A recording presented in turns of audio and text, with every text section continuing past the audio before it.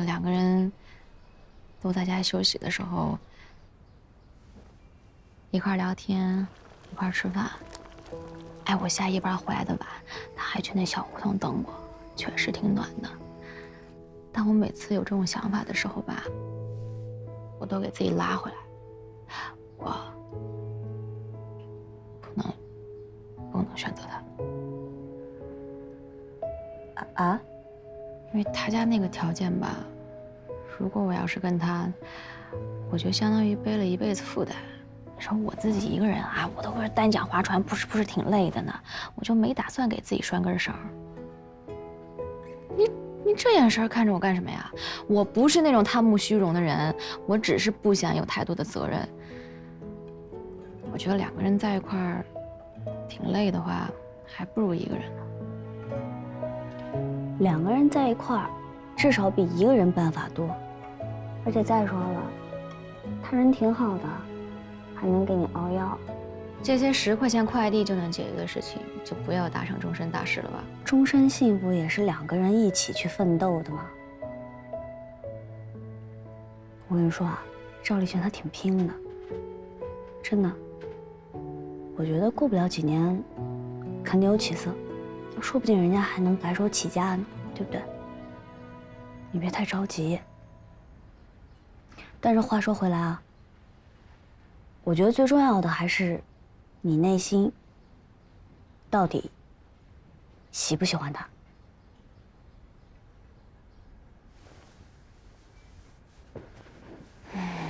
我觉得爱情对我来讲太奢侈了，我没那个资本。哟，田静香，我还没发现你是这么看重条件的人呢。你要这么看重条件的话，近水楼台先得月，你怎么不在你医院找啊？我倒是想找啊，谁能看上我啊？能进我们医院的那都是博士，全国选出来的人尖尖，在本地女院里那都是稀缺资源。人为什么选择我一个外地人？这个城市就是有一种鄙视链。那不然为什么男的也找不到对象，女的也找不到对象？大家现在不是拿感情在衡量，而是拿条件在对比，还总想攀的比自己好一点的。那就都单着呗。你别说我了，你不也没找呢吗？你都不好找，我能找吗？那起码得有一个根。我连根儿都没有，而且我连家庭都没有，我什么都没有，我怎么找啊？你还什么都没有，你都传承人了。我这一天天过得跟那武侠小说似的，又一会儿传承人，一会儿……我跟你说，我现在别的都不想想，没这个心思。我现在就想把这个技术给先学好。而且我觉得我现在真的有一种使命感，我就是想好好学，把这流派发扬光大。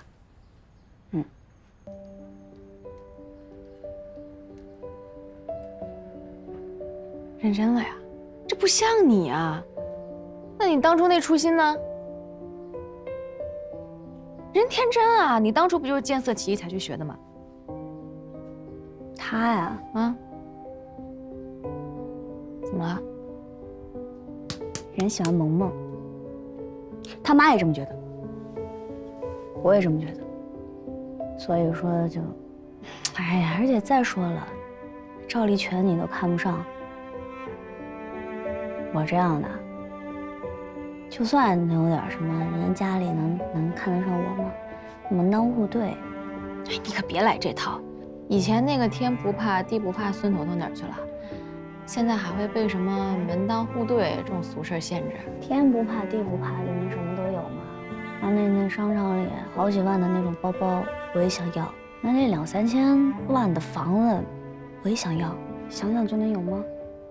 所以说我得赶紧先把天上掉下来这块传承人的馅饼先给叼牢才行。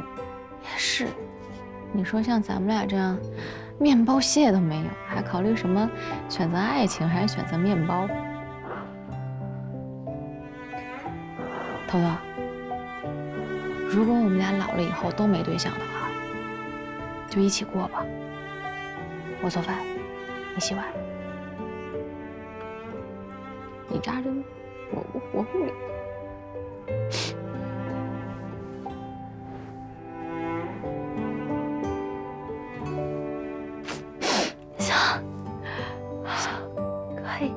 能不能我做饭你洗碗？行，可以吗？在一起就行，在一起就行。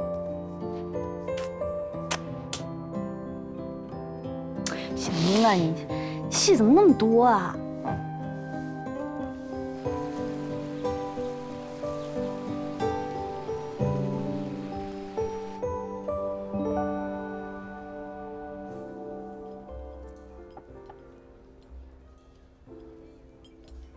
我听我姑妈讲，你本来今年是有机会升主治的，对吧？本来无一物，何谈本来，都是虚妄的事儿。这个我知道。你们三甲医院除了要熬年资，还得要看名额。那明年呢？明年应该就十拿九稳了吧？我听说升了主治之后，会有很多私立医院上来抢人的。你这话什么意思？何先生，您先不要激动。我们既然选择相亲，肯定是跟自由恋爱不一样的，所以也没有必要彼此试探。我这个人不喜欢玩暧昧游戏，我相信你也不是那种拎不清楚要寻求真爱的，所以不如我们直接一点。好。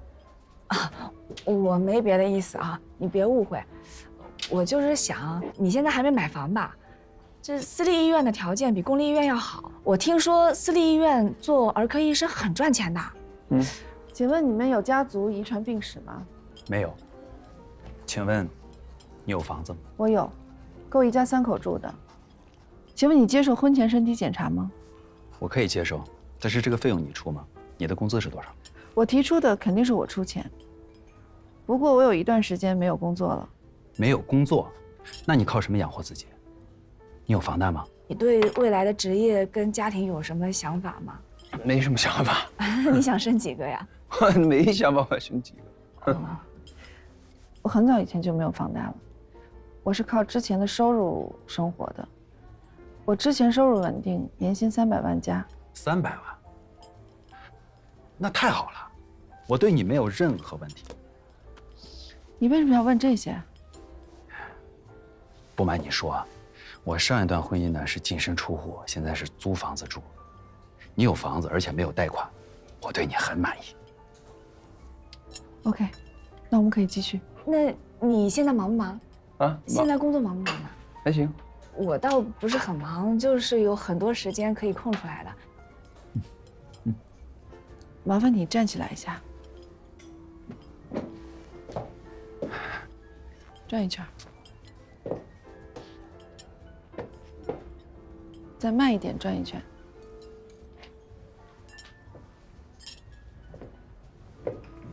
好的，请坐。我这边有3份表格，麻烦你帮我填一下。国际标准智商测试 ，MBTI 职业性格测试，卡特尔16P-F 人格测试，这是什么呀？我可能要再说清楚一点，我不是在给我找一个结婚的对象，我是要给我未来的孩子找一个爸，或者说，我想要一个婚生子，这一点你明白吗？明白，非常明白。所以，如果我们双方对彼此比较满意的话，我是要拿去公证的，这一点我要提前跟你说清楚。那要是我们生过孩子之后出了什么问题，你该怎么办？你不会把孩子掐死吧？我不会掐死孩子，我会掐死你。那你平时喜欢做什么？做菜。喜欢看电影吗？听歌？出去旅游？有。你想要的我都有，我想要的你都符合。要不今天咱们俩就这么定了吧？啊？等一下，你高度近视。我以前近视，我已经做过近视手术了，我现在2个眼睛都是1.5。不好意思，我们不合适，不符合。哎，等一下，我怎么就不符合了？你高度近视，你的父母也高度近视，近视在遗传学上是有很大几率的。不是吧？这近视还能遗传啊？你诓我的吧？万一我的孩子以后想成为一名飞行员，我不希望他在你这边停止。不好意思啊，曹先生，我一会儿还约了别人谈，如果你没什么事情的话，就请自便吧。你真以为是你过来选人的吗？在婚恋市场，30多岁、高学历、高收入，对于女人来说，这都是扣分项。你想给你孩子找个人当爹，也要看一下人家看不看上你这个妈。帮我把垃圾清理一下。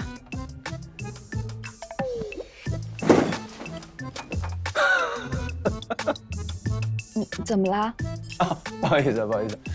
我觉得刚才您说的都对，我一个小医生确实没有什么前途，就不耽误你找满意的金龟婿了。我今儿啊还有点事儿，咱们就聊到这儿吧。我遇见一个朋友，得先过去一下啊。哎，等一下，还有这个，谢谢。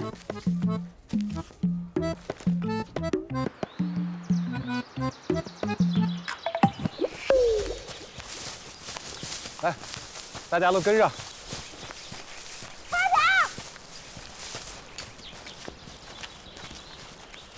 大家注意脚底下啊！跑跑跑！快点！你这样太耗费体力了，跑步拼的是耐力，不是爆发力。我就是爆发一下，歇一会儿又爆发一下，这样我才快。那你高兴就好，你跑累了别叫啊！别走这么快，是歪在后面呢。哎，秋实，就是这么老远来这深山老林干嘛呀？来看宝啊！宝？这有什么宝啊？这山里头处处都是宝，你看，你看这棵树，怎么了？松树呀？松树啊，浑身都是宝啊！啊，我知道，松针茶，松针泡酒，是吗？还有枝节，也叫松节，你可别小看它呀。如果是龋齿患者遇到牙疼的时候，用它来煮水漱口，也可以达到治牙疼的效果。哦，啊，哎，你等一等啊，看看，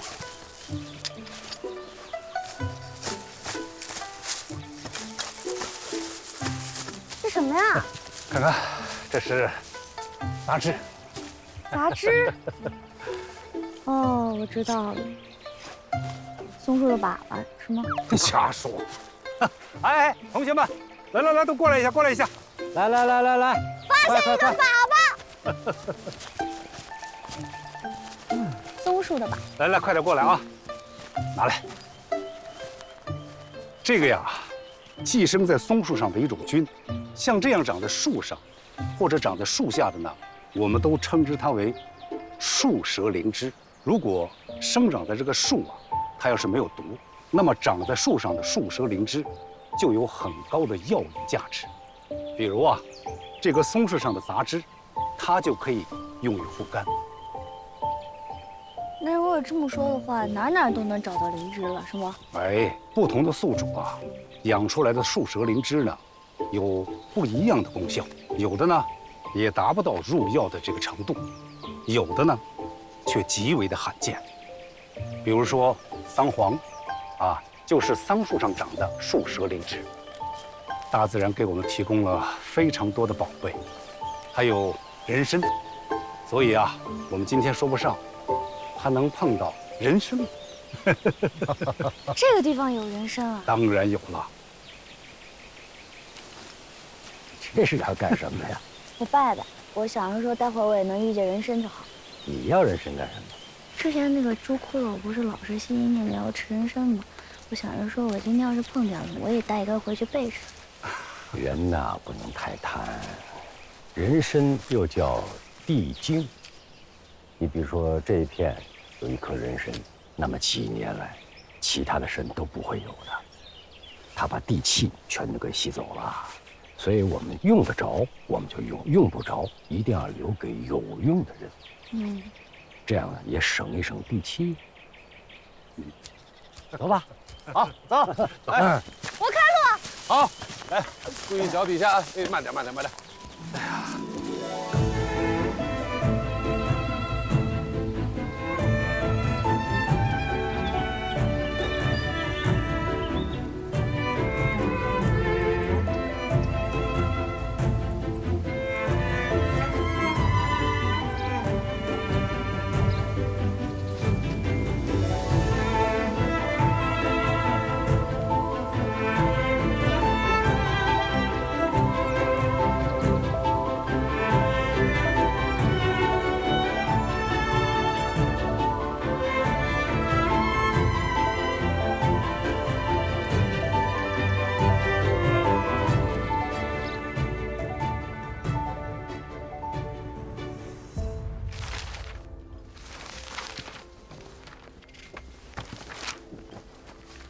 对不起，这边已经有人了。下一个还没来，要不然我先试试呗。你怎么在这儿？你在这儿干什么？你在这儿干什么？我就在这儿干什么呀？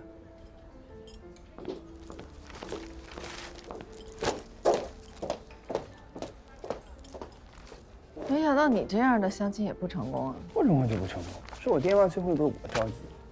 倒是你，杨大律师，市政办的药理课都不去上了，跑到这儿来相亲，为什么这么急迫？那个不着急，学习可以用一辈子慢慢学。这个比较着急，生理不等人。我想要一个血脉之亲。哎，前30年你都不急，怎么忽然就想明白了？是啊，我就是忽然想明白了，所以请你不要干扰我好吗？谢谢。我看看你的条件啊，受教育程度，哎，你这是教育部的还是国际通用的？智商指数，你该不会搞了个门萨刺儿题吧？还真是。身高有无家族疾病史，无不良嗜好，有无身体健康状况？哎，全球世界500强的公司面试都没有你这个全，年龄差上下10岁都可以。哎，往下10岁，人家够法定婚龄了吗？我就是卡在22岁的。我挺符合你条件的，要不咱俩试试？你想想看啊，我呢是爹妈着急抱孙子，你呢是自己想要个孩子，你们3个人的目标是一致的，我就把我自己给牺牲了。你不行。我怎么不行？我身体健康，无不良嗜好，你的这套什么门萨刺儿题我都做过了，绝对达标。你身体不行，首先你的工作状态就不达标，捐精都不够格。如果你想达到我的标准，你必须要辞职，至少在家里面休息3个月以上，把身体养好。这一点做不到，你就不行。但你也别在这儿相亲了，你直接去金子库里挑金子不就得了吗？我至少要看一下面相的呀。我面相很好的呀，你看看。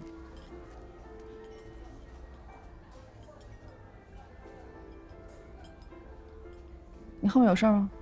你想干什么？你不是要跟我相亲吗？就给你个机会。那你后面相亲对象呢？他不来了，走吗？走啊，走啊！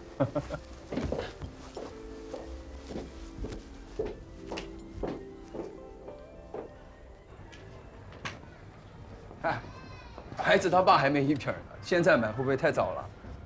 我一会儿要去看陈慧母子，总不能空手去吧？那我在这干嘛呀？你给我当参谋呀，你不是专业吗？你拿，我买单。行。哦，这个鞋好可爱哦，你看。哎，我记得陈慧的孩子是年前刚生的，对吧？对呀。啊，那你看的这些都不行。为什么？你挑的这些都是周岁以上的宝宝穿的，刚满月的孩子根本就穿不了。你想当个妈，除了要找个爸爸，要学的知识海了去了。嘘，你等会儿啊。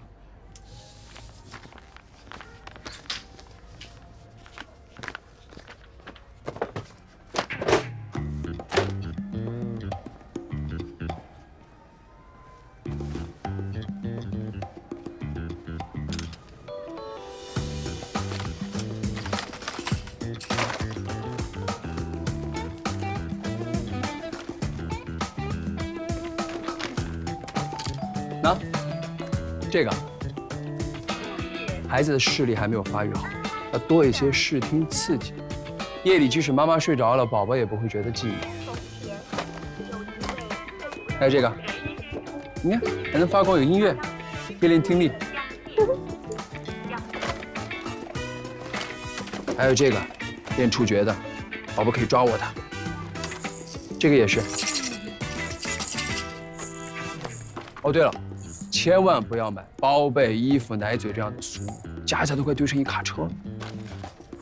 可是你这些东西也太少了吧？哎，最近不是特别流行那种就是睡头型的那种枕头，可以把宝宝的头型设得特别好看的那种。姑奶奶，新生儿的骨头是很软的，前3个月的脊椎是直的，没有生理弯曲。你给他整个枕头反而让他不舒服。可是，行了，你别说话了。所谓的睡头型，就是用毛巾，哎。垫一下，固定住，这样就可以了。行了，你别说了，挑礼物这会儿还是交给我这个专业的儿科医生吧。之前还真没发现你是个专业医生，今天倒是有点那意思。我也是今天才发现，原来杨大律师这么不食人间烟火。就这些了，买单。走。这么贵啊？吞金兽呀？你以为呢？提前让你感受一下，可以迅速了却你相亲的念头。吞金兽我也要。微信支付。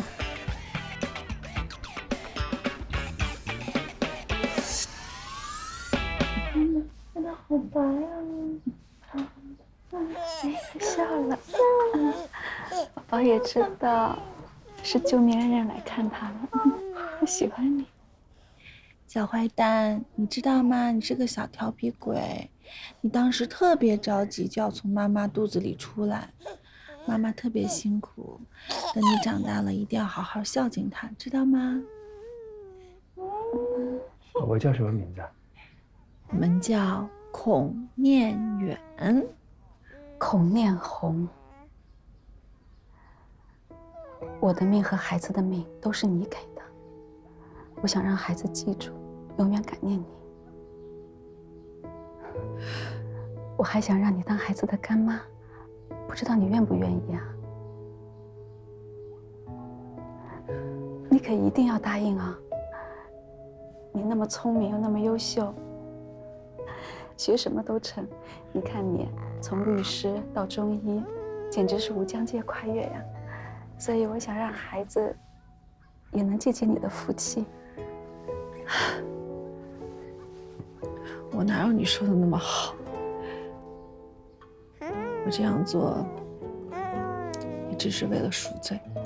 那不是你的错，任教授说过，那是无常。我之前是一直没有办法接受志远的突然离开，我认为怪罪你了以后，就会减轻我自己内心的痛苦。现在有了孩子，看到这张小脸，我就知道，老天爷是不会给人绝路的，他会夺走，也会给予。我一直记得那一天，你把我和儿子紧紧地用衣服裹着，可自己就穿着单衣站在冷风里。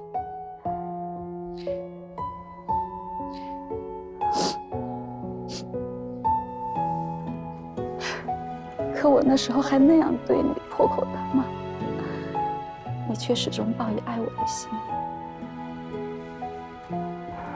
直到你救回我儿子的那一刻，我就认定你是我最大的恩人。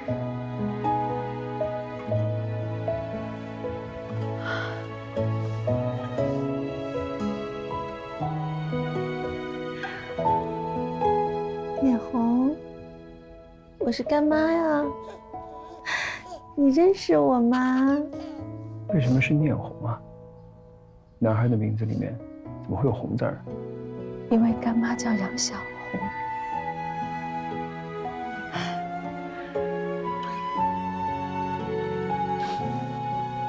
念红。念红。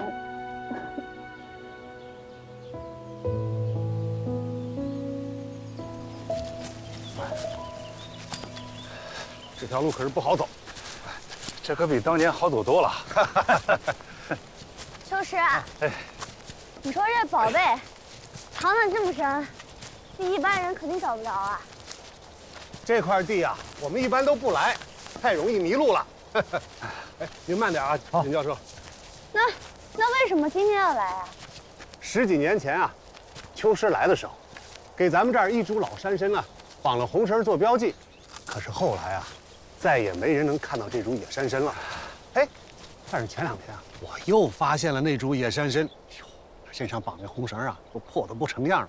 可我一眼还是把它给认出来了。所以啊，我就赶紧通知了秋实。当年我第一次看到他的时候，他已经有5枚巴掌了。哎呀，这么多年过去了，也不知道它长得咋样了啊！今天我们大家要能见着这个宝贝啊，那我们大家都是托您的福啊！好，那咱们走吧。啊，小心点啊！这宝贝，这宝贝有什么讲究？一株人参的长成是非常不易的，尤其是野山参。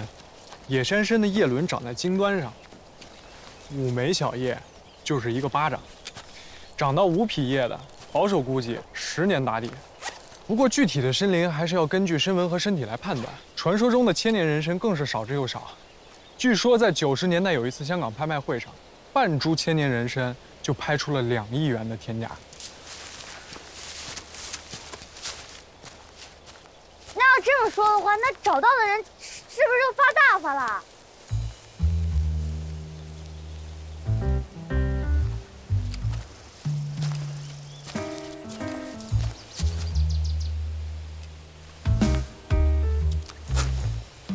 等会儿，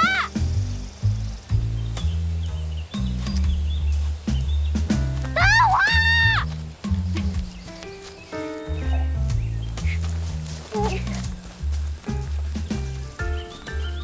任教授求实应该就在前面了，注意一点啊。好的，后边同学跟上。好，来慢点啊，大家跟紧啊。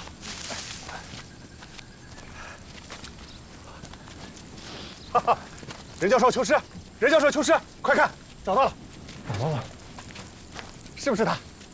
我看，我们走一下。哎，慢点，慢点，为什么？慢点。哦，这个就是那个千年老妖，千年老参啊！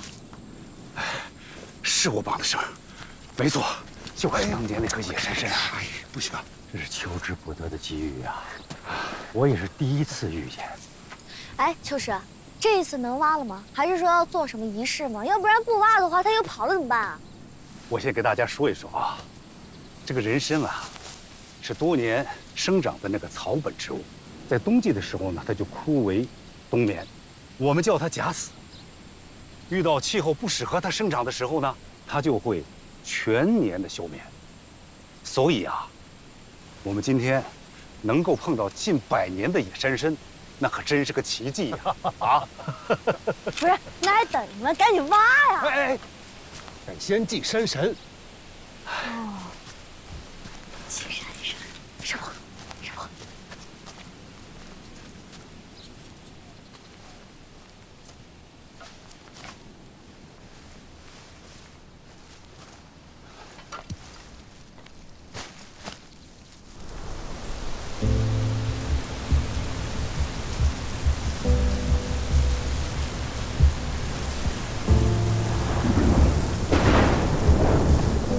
就是任教授，这个参挖不得，咱们原路返回吧。原路返回。走。不是，怎么又返回了？这得挖深啊，师傅。这颗参真不能挖。哦。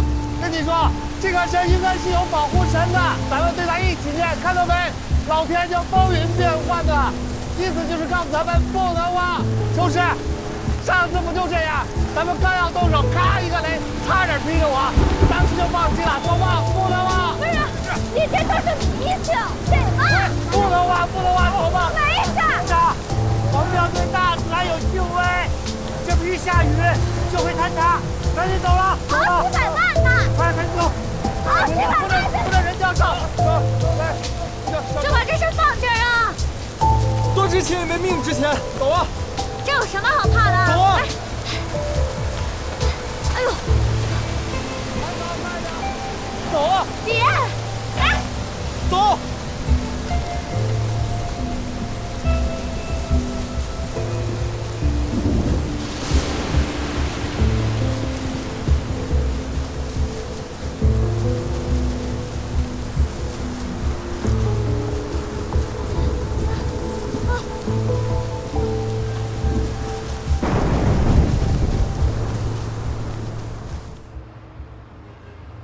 杨小红 ，Rebecca， 哈哈，杨小红，哈哈，杨小红 ，Rebecca， 你们没了了是吗？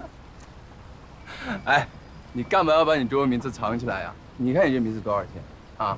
朴素且朗朗上口，我就是害怕所有人都跟你一个反应，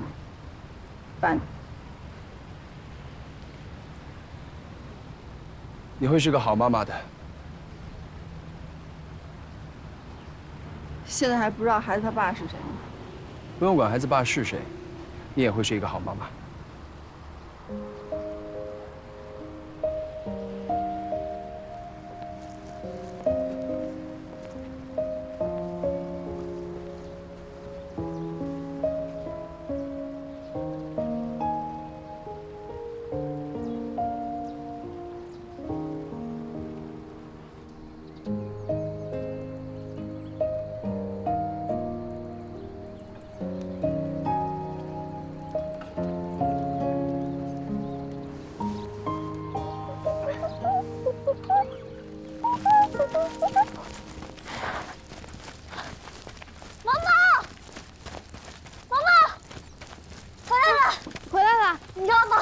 我们今天看到一个几百万的千年老山，我看看，没带回来，到手鸭子飞了，不让挖。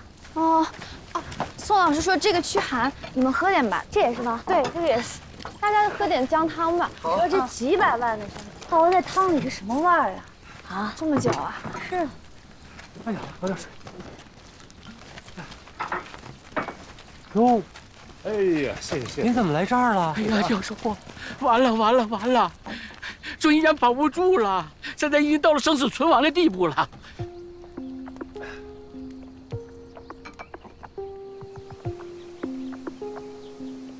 教授，你还记得我上回去国外谈那个新医药的总代理吗？记得呀，你不是都谈下来了吗？是啊，刚开始我也以为啊，如果把这个黑科技引到国内，那我就是这个新药代理的天花板。谁想到他们那么坑啊？没这回事啊，那都是幌子，我们都被骗了。本来呀，年后我就应该收到第一批药，结果一直没消息。给海关打电话，他们说提供物流的信息都是假的，全部是虚拟发货。可是我年前我就把头款全给他打过去了。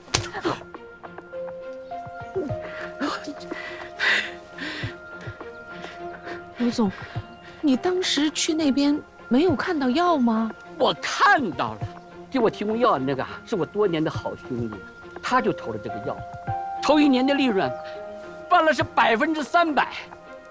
他领我去了药厂，看了生产线，还有好多其他国家跟我一样的代理，我就相信了。可是我压根儿不知道啊，他们第1年的利润不是卖药得来的，是他们所谓集团分红给的。这是庞氏骗局。什么？不是刘总，你是不是欠好些钱啊？我欠什么钱？我全打给他了。不是，你欠钱给他们，跟我们园区有什么关系？找我们有什么用啊？刘老板，你的意思是想把中医园区给抵押出去，对吗？什么？我欠银行钱还不了，我只能抵押园区的地了。教授，你真得帮帮我。如果这个地还在我手里，我还接着做这个中医园区。吴校长那个项目，咱们还可以接着谈。你们这个师承班还可以继续上。如果这个地要是拍卖了，能不能做园区那就不好说了。我们现在是一根绳上蚂蚱。教授，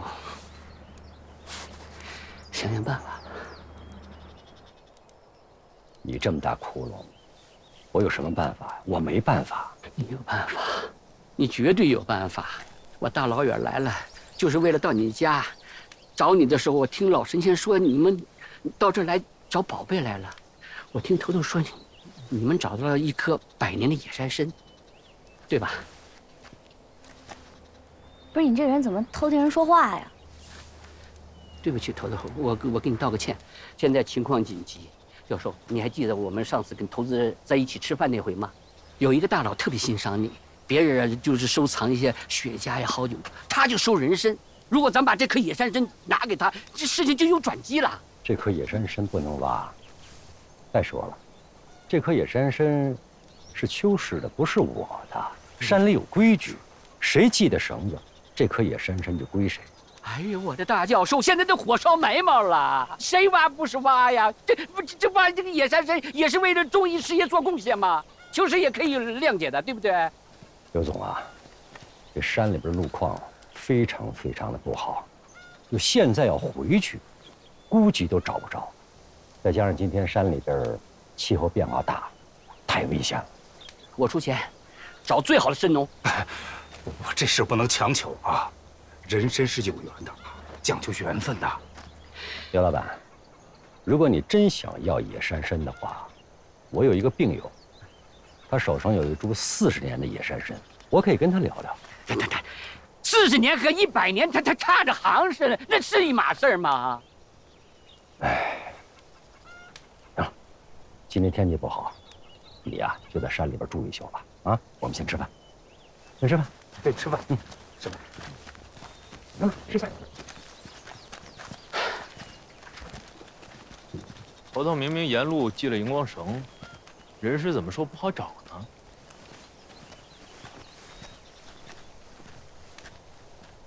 荧光绳。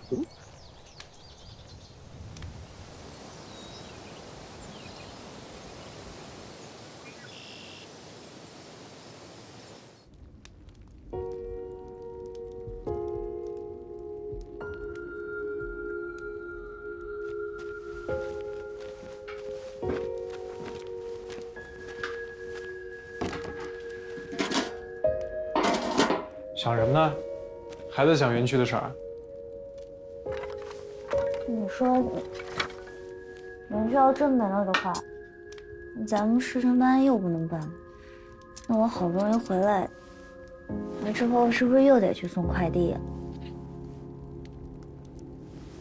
要挖到那颗野山参啊，一切困难就会迎刃而解。刘老板，你的职业爱好是不是就听讲讲啊？我知道头头能找到挖野山参的路。你做记号了？我没有。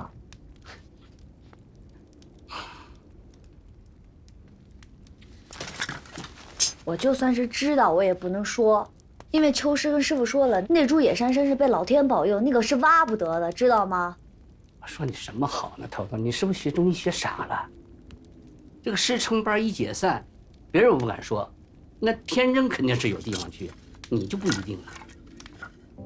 再说了，这个野山参，我们不挖，别人发现了，别人也可以挖去啊。不是每个人都像你师傅一样的那个讲信用、有诚信。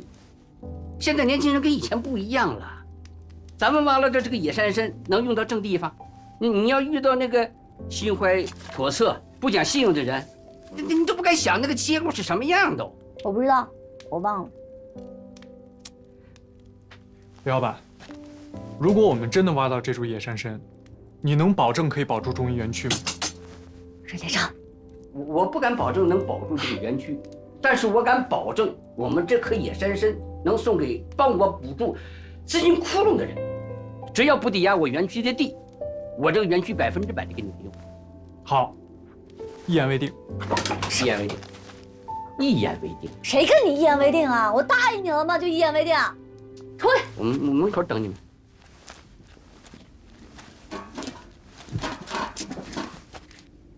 你说疯了？你是不是疯了？你爸的话能违抗吗？你不知道后果啊！我跟我爸不一样，我听天命，但我也尽人事。你，还有我们班很多同学都不能没有师承班，你们必须得听我爸的，我可以不听。不行，不行！我跟你说，这叫欺师。就算我们找到野山参了，就算我们挖回来了，就算师承班他保住了，我告诉你，要被赶出师门的，你知不知道？不是我们，是我。我是为公，又不是为私。再说了，我爸即使要赶我走，那我妈也不同意啊，对吧？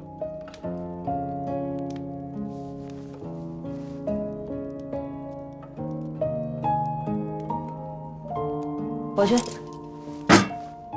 我去，你别去了。要敢赶我一个人走。你会挖参吗？挖参有很多讲究的，挖参要开地界，你知道吗？挖参不能用铁器，你知道吗？挖参不能断节，你知道吗？你不懂吧？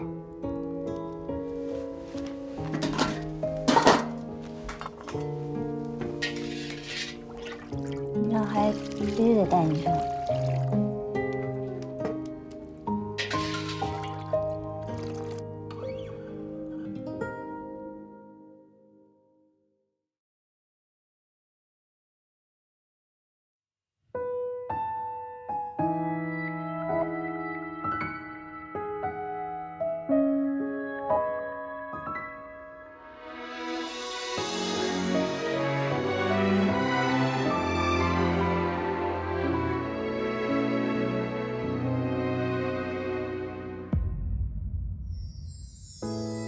城市黄昏，让故事显得很有气氛。夕阳里的我们，这场青春于是在慢慢变得完整，思念在发生。